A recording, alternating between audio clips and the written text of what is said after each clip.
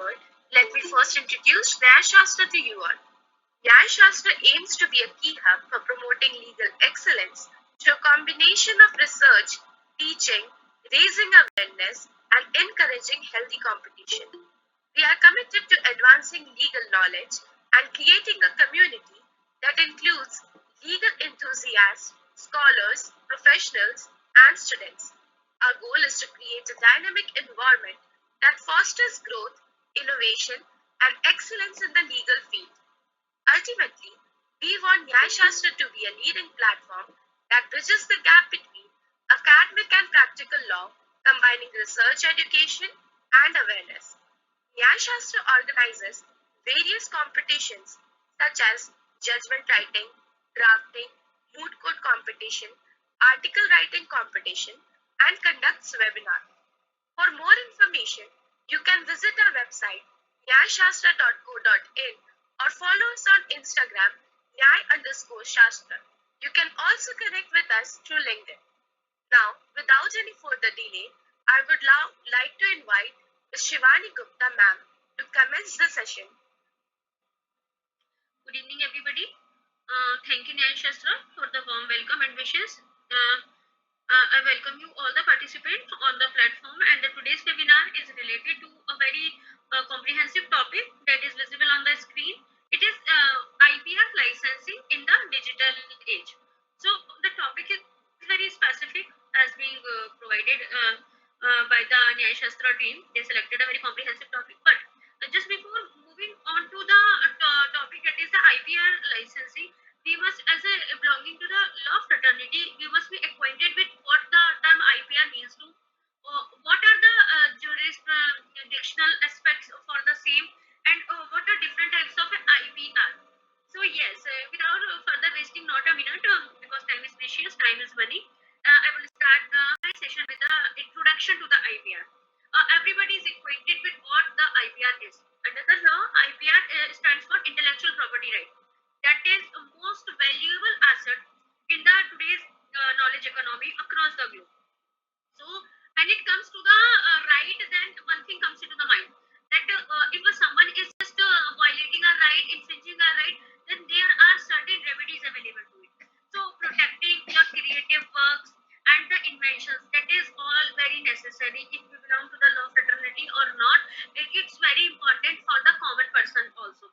And one way to both that safeguarding and making the profit from the intellectual property is through a well drafted intellectual property license agreement. And today's session will also explore some of the fundamentals that are related to the IP license agreements, and what are various types available there, what are the key clauses we must consider, what are the practical aspects or the practical tips for drafting a robust agreement that would meet our business requirement.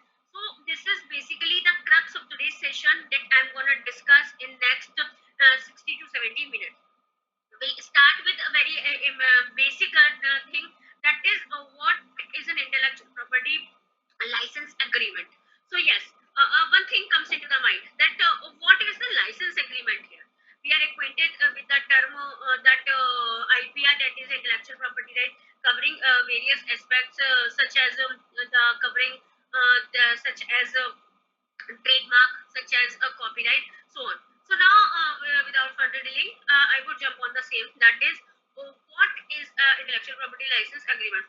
On the screen also in the PPT, I just try to mention some of the key aspects, so you people don't feel just like a session is going monologue. And before directly jumping into the session, would like to let you know one more thing. If any of the buddy have any of the questions, please just feel free to put the questions in the chat box. I would like to take each and everybody's questions, no matter what the queries that you deal with in any aspect of the law. So yes, an intellectual property license agreement, that is a legal contract where the owner of the intellectual property, the licensor, here I'm connecting the term licensor, means the owner of the intellectual property grants another party, another person, the license. That is known as the another person is to whom the rights are being granted. That is grants the another person, another party, the right to use, right to distribute,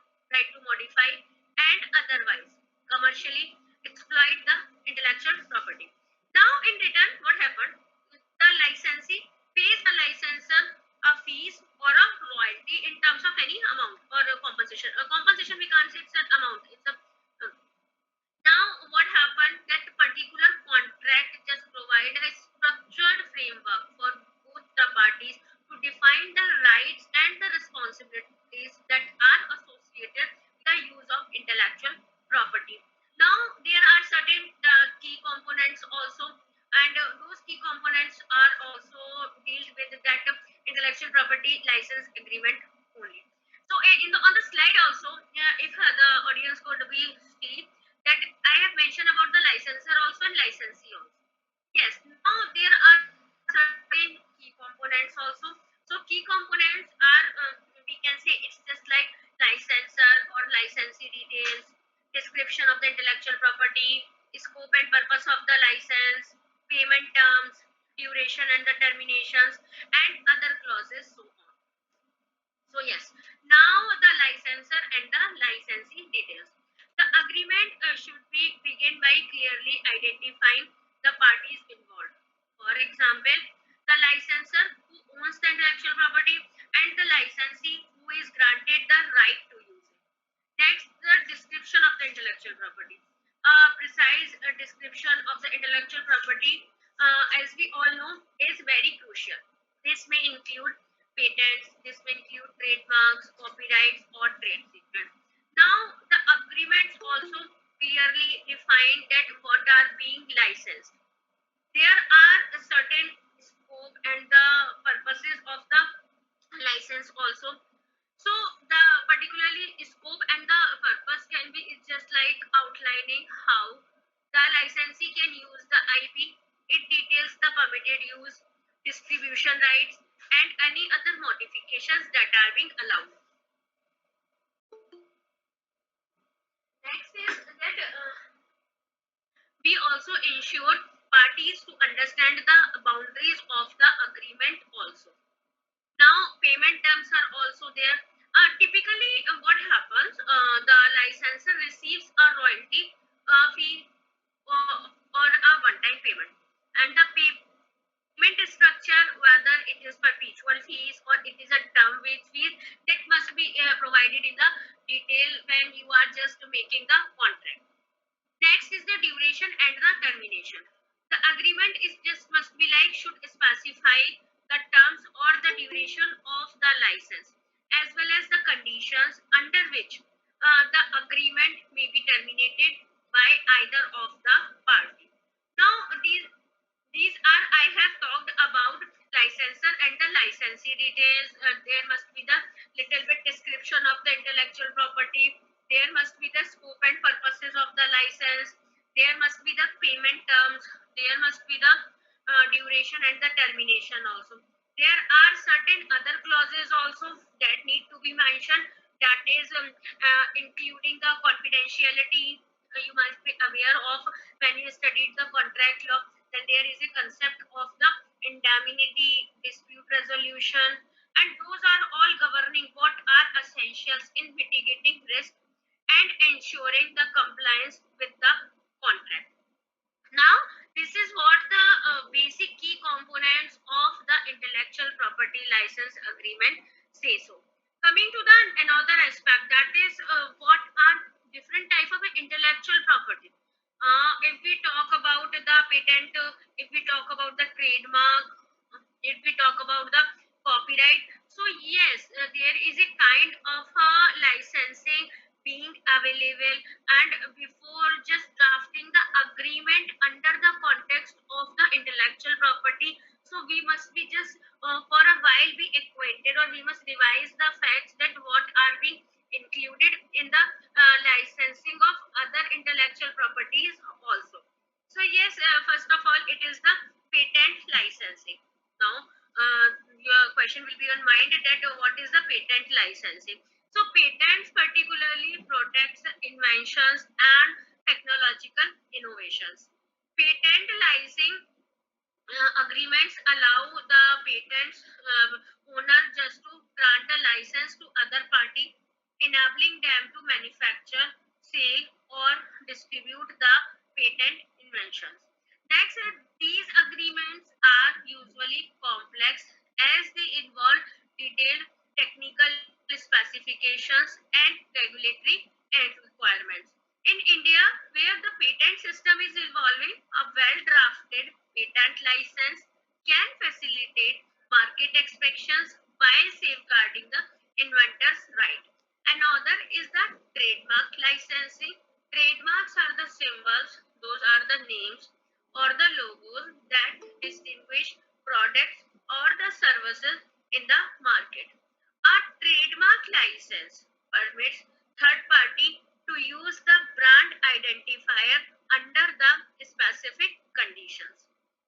We can take the example for the same. Give us a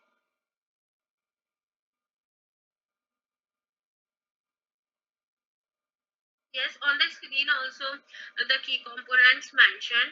And yes, now we will discuss it with the example also.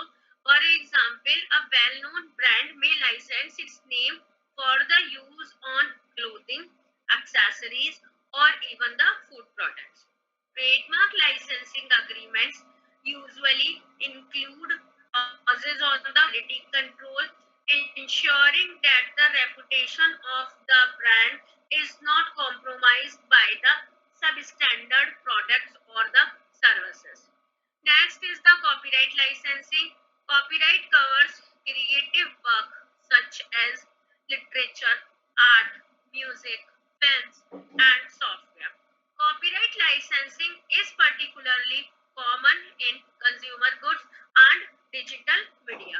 In these agreements, the copyright owner particularly grants the license to reproduce, distribute, or to display the work, often in exchange for the royalties. These agreements must clearly state the scope of permitted use as well as any restriction on the modifications or the distributions. Another aspect covering the same is the trade secret licensing. It's trade secrets involving confidential business informations, for example, receipts, formulas, and recipes, proprietary processes, which are not being registered with any of the government body. Since the protection of the trade secret relies on maintaining the confidentiality, licensing agreement in this area that often include robust non-disclosure agreements that are abbreviated for NDA. Now, famous example that is we already acquainted with, that is the recipe for the Coca-Cola or the recipes for the KFC, etc. Next is the such agreements also ensure that the sensitive information is not being disclosed to the unauthorized parties. Now, one question will definitely come to your mind, that is how to determine the types of licensing agreements. Deciding what type of licensing agreements suits your business that also involve certain considerations. And there are certain key factors also that would help you to determine the type of the licensing agreement. Now, first of all, it include identify the intellectual property. How now you will be just like, ma'am, how to identify? For identification, you can first of all access the nature of your intellectual property. Next is you can define the usage rights. When it comes to access the nature of intellectual property, it is just to determine whether your intellectual property is patent, trademark, copyright, or trade secret. Each type has its own regulatory framework and enforcement mechanism in our country. Next is the usage. If we are defining the usage of the rights of that intellectual property. So yes, consider what rights you are prepared to grant. What is the nature of the rights? Do you wish to allow full commercial exploitation? or are there certain restrictions on the usage? That decision will influence completely the drafting scope and the purpose of the agreement. Now, another aspect is decide on the exclusivity. How it is being defined, it's just like the relationship between the licensor and the licensee can be defined by the degree of the exclusivity granted. Typically, there are three types here: exclusive license, non-exclusive license, or solo license.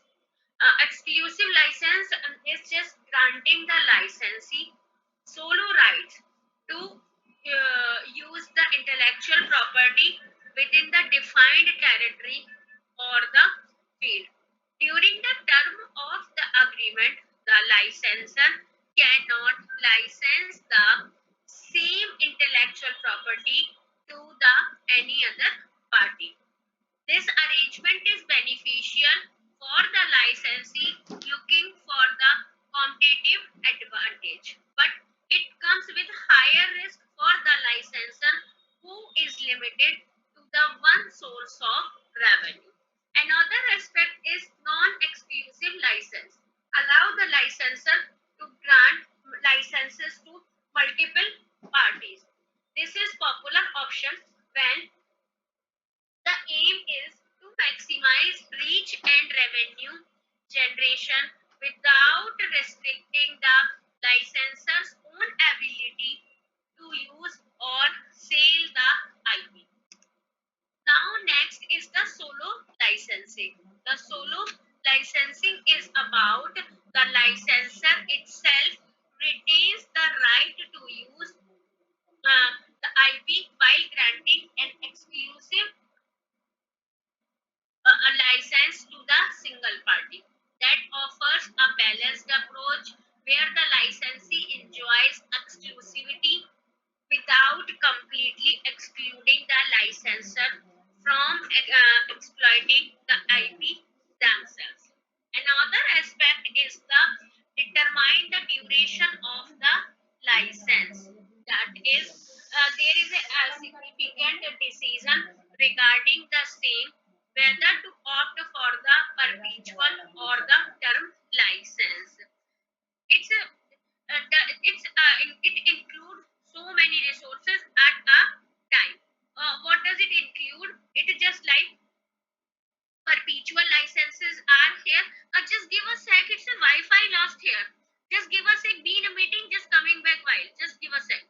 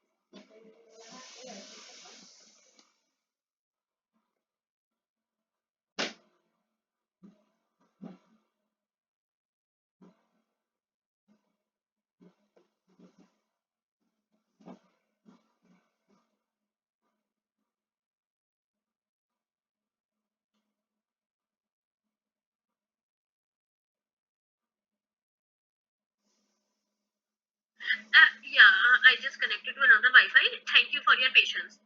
Yes, we were discussing. Am I audible now? Anyone please confirm by giving a thumbs up? Yes, ma'am. Oh, thank you. Thank you, Aditi. Yes, ma'am. Okay, thank you, dear. Yes, if any having any of the doubts, please mention in the chat box. Would love to take your doubts. Yes, we were just on the determining the duration of the licenses. Actually, that is another kind of significant decision we can say. It's just like whether to opt for a perpetual or a term license. It's very important. Now, what happened? It's just like when it comes to the perpetual license, then it's just like the type of a license that particularly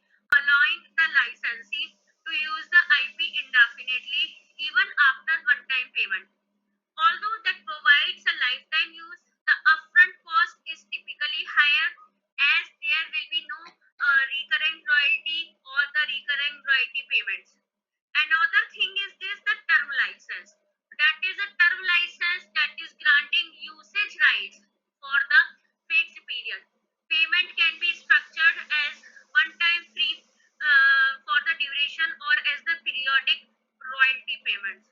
The term licenses now are more common across various industries and allow for regular reviews and renegotiations of the agreement.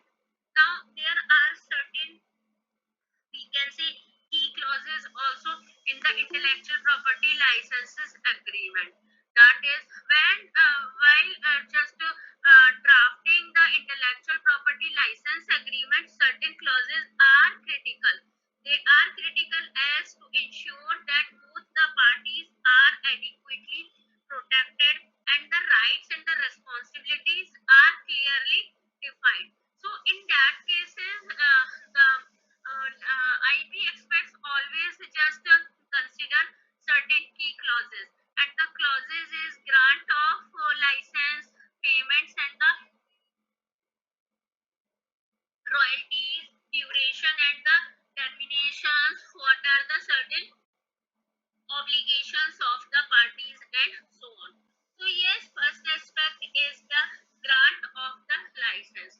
This clause explicitly states that the rights are the licensor is granting to the licensee. That should include detailed description of the IP, permitted scope of use, including any geographical field of use, industry specific restrictions, and so on. Next is the provisions regarding sub-licensing if they are allowed. Next is the payment and the royalties.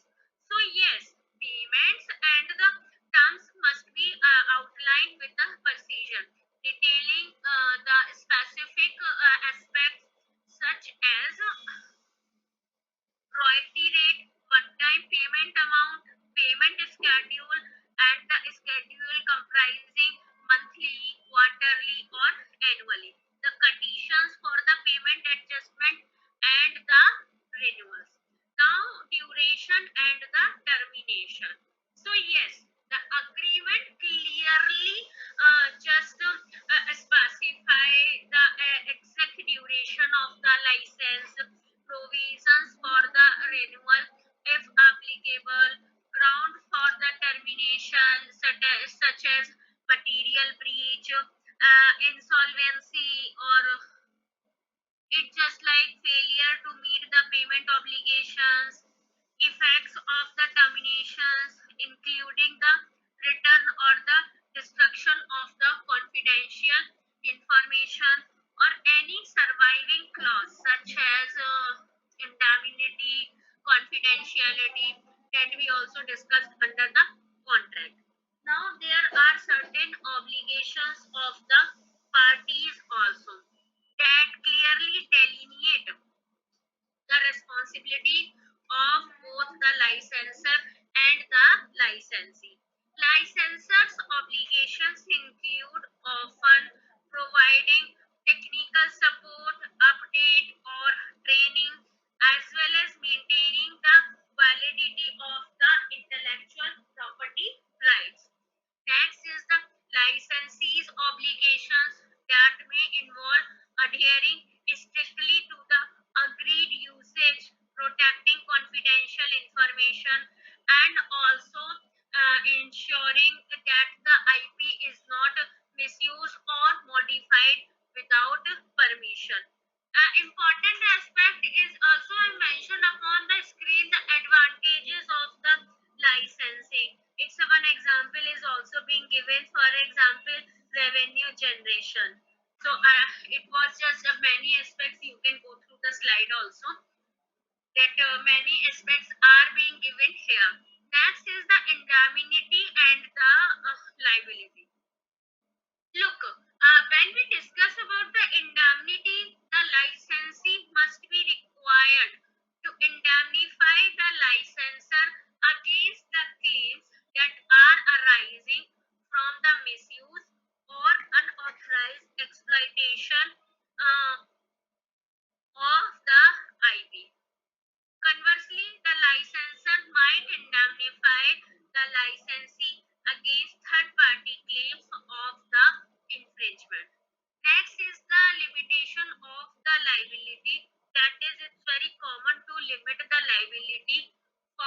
indirect or consequential losses. These clause also helps to prevent the possibilities of disproportionate claims that could otherwise derail the business of the owner. Next aspect that we can cover for the same is the confidentiality, that is giving the sensitive nature of the intellectual property. Confidentiality clauses are vital.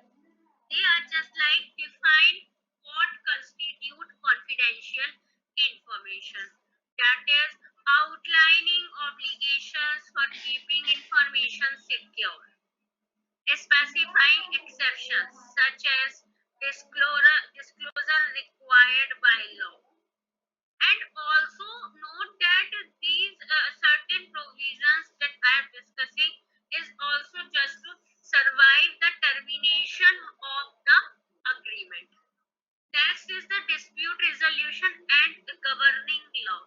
So yes, very important, as we all know that no contract is complete without the mechanism for resolving the disputes. And it's just like dispute resolution, one thing, and another is the governing law. So the agreement should also include a clause that is on arbitration or mediation, and that can offer a quick or more cost effective resolution that the than that of the court proceedings. Another is the governing law. In the Actually, in the Indian context, the agreement should clearly state that it is governed by the Indian law and specify the jurisdiction for any legal proceeding. That is the assignment and the transferability. That is typically licensing agreements restrict the licenses from transferring their rights without the licensor's consent. This clause protects the licensor from their intellectual property that is being falling into the hands of the competitor. Now there are certain aspects when it comes to the drafting of the agreement. Actually, I skipped one slide that is related to the advantages we have already discussed. So disadvantages are already mentioned. It's just like a IP license may add a layer of expenses to product. Another is IPR license can be disadvantageous when a product or the technology is not complete. In such cases, licensor may be expected to continue development work at a great expense to just satisfy the licensing. So these are the two disadvantages as per my research also stated the same in my thesis, and the disadvantages I would like to expose. But one important aspect, that is we are not here just for IPR licensing and so on, copyright licensing. We must be just acquainted with what are the practical tips, how to draft the agreement, how to draft the licensing agreement under the intellectual property unit. So yes, dear participants, we'll jump to the same. That is when it comes to the drafting of intellectual property license agreements, that is also requiring what? Very important aspect. Can anyone tell me that when you are drafting an intellectual property license agreement, what are the things that you should keep in mind? Anybody would like from the participants would like to answer? You could raise your hand or unmute yourself. Its session must not be the monologue session that I am the one who just turn on the speaker and start the speaking. Anybody? Shambhavi Sneha are visible on my screen. Manshika Singla is also visible. Anybody would like to answer?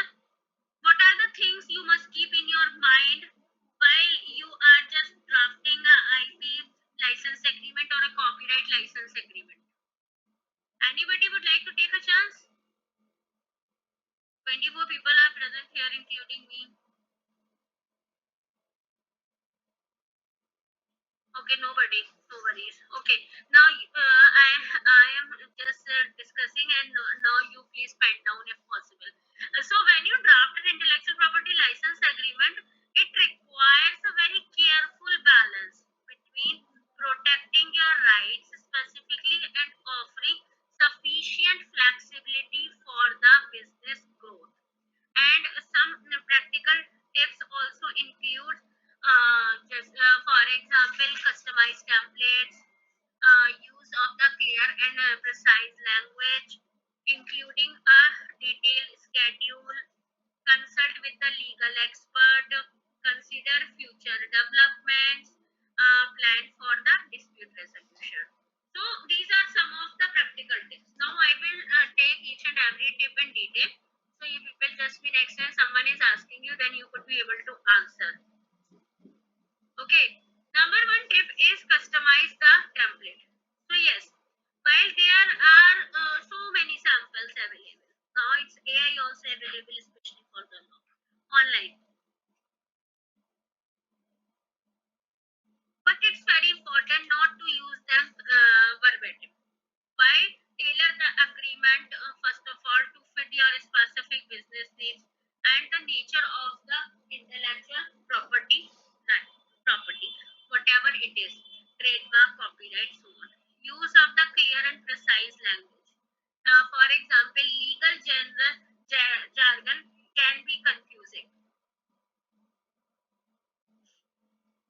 It's just like draft the agreement in the plain language that ensure that each clause is clear and easily understood by both the parties. Include a detailed schedule. Attach a schedule that lists all the intellectual property being licensed. That would also help to avoid any ambiguity regarding what is being covered by the agreement. Next is consult with a legal expert. Given the complexities involved, especially in areas such as patent or trade secret licensing, or especially the copyright licensing, it is always advisable to work with a legal expert who is experienced in the IP law. Their expertise can help avoid pitfalls and ensure that your interests are fully protected. Consider the future developments also. Actually, technology and the market is evolving rapidly. Ensuring that your agreement, including those the provisions for addressing improvements, enhancements, and modifications to the intellectual property over time. Another aspect is plan for dispute resolution. This also include detailed dispute resolution mechanisms that will also help all the parties, I mean licensor or the licensee, both the party, understand the process. In case of disagreements, reducing the risk of costly litigation. That's it about the key aspects while you are drafting an agreement. Now, next is one question will be there in your mind. I have no access slide, but okay, but we will discuss. Yes, it is why intellectual property license agreement is important. I will also discuss the same before you people just start questioning anything. Because my question is why intellectual property license agreement is important. Now I'm asking another question. Would anyone like to answer? That an effective IP license, including IPR, trademark, copyright, patent, whatever it is, that also serves a several key purposes. Can anyone tell me any of the two key purposes? Anybody? No, nobody. Okay, I'm telling you. Actually, what happens? It's always about when you drafted a very specific, effective IP license agreement. Then what happens?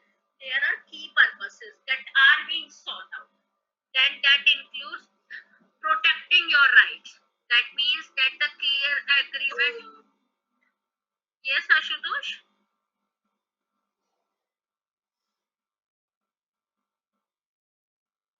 It's just like, first of all, protecting your rights. The agreement clearly delineates the scope of use, helping preventing the unauthorized exploitation of your intellectual property. Number two is generates the revenue.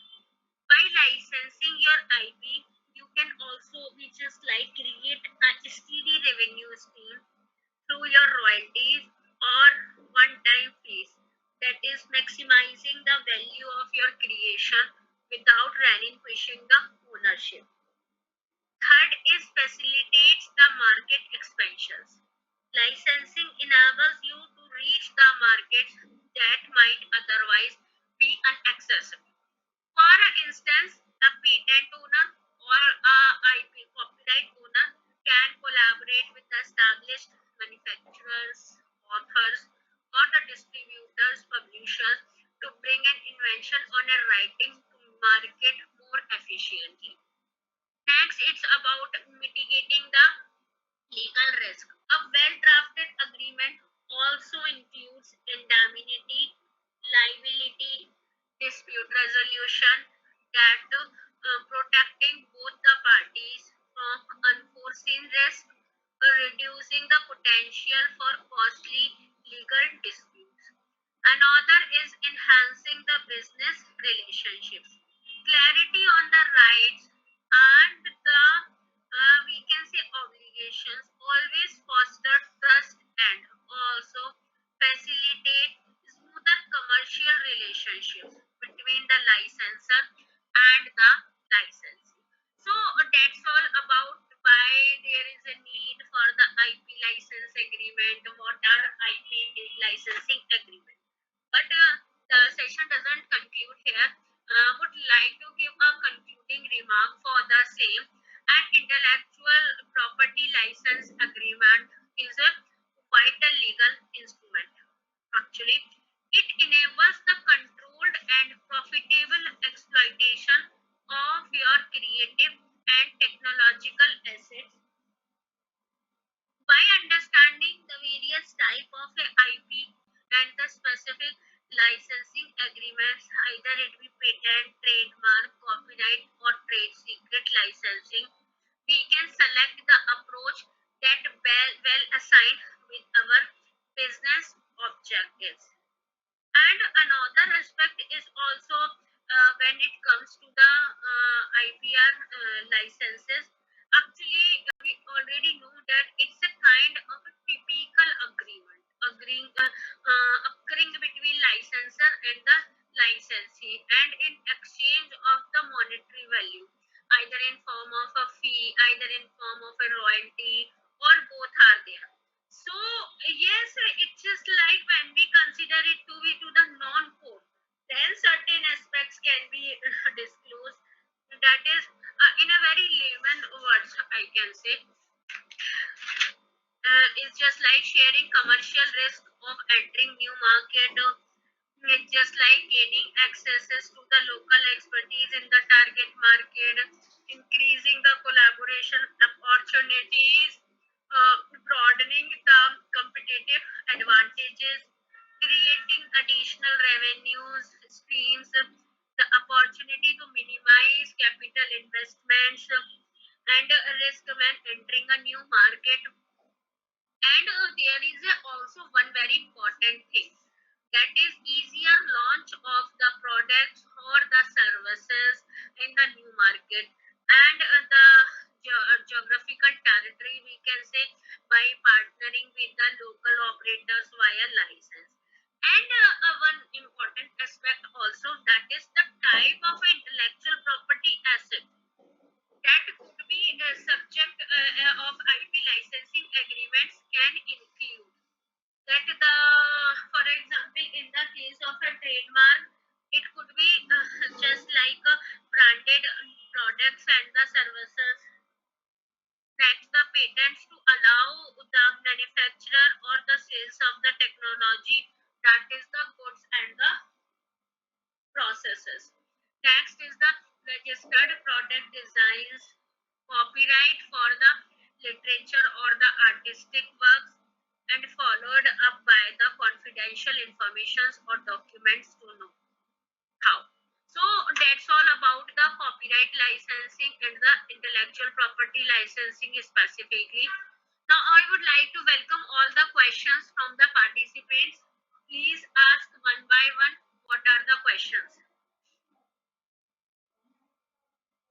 because that's all the material available and it's the information that you people must be shared with regarding the IPR licensing. Anybody? The host of the meeting, please.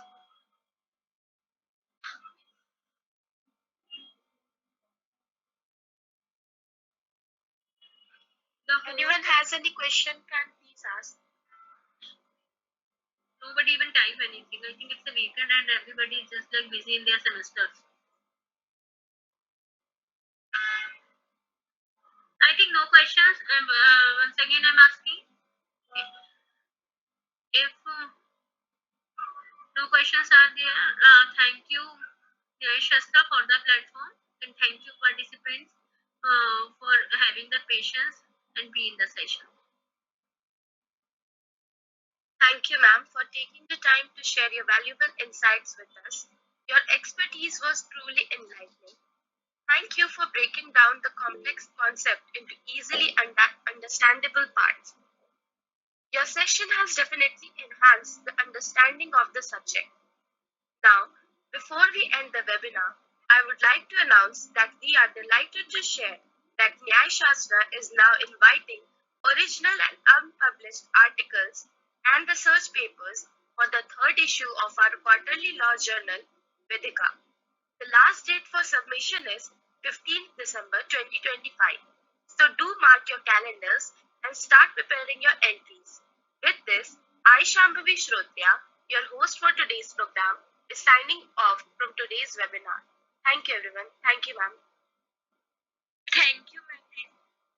Thank you, everybody. Thank you. Thank you. Thank you, ma'am. Thank you, ma'am. Thank you, ma'am.